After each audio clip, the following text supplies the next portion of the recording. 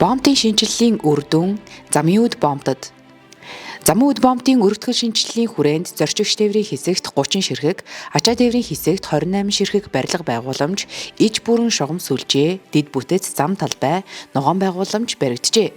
Мөн орчин үеийн дэвшилтэт технологи бүхий телехяналтын нэгдсэн систем, тээврийн хэрэгслийг автоматар бүртгэх ухаалаг гарцууд, өндөр хүчин чадлын рентген төхөөрөмжийг ашиглалтад орууллаа.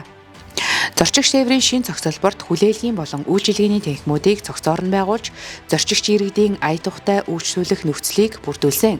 Замын үд ирээн бомтод дэлхийн нийтийг хамарсан цар тахлын өмнөх жил буюу 2019 онд 94 мянган ачааны автомашин улсын хилээр нэвтэрч, бараа эргэлт 1.9 сая тонн байсан бол өргөтгөл шинжилэл хийгдсэний дараа 2023 онд 171 мянган ачааны автомашин улсын хилээр нэвтэрч, ачаа эргэлт 2.4 сая тонн болжээ. 2019 онтой харьцуулахад улсын хилээр нэвтэрсэн автомашины тоо 81%, ачаа эргэлт 23%-аар өссөн үзүүлэлттэй байна.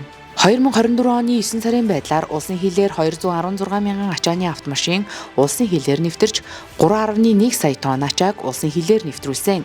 Үүнийг 2023 оны бүтэн жилийн үзүүлэлттэй харьцуулахад улсын хилээр нэвтэрсэн ачааны автомашины тоо 28%-аар, ачаа эргэлт 26%-аар тус өссөн байна.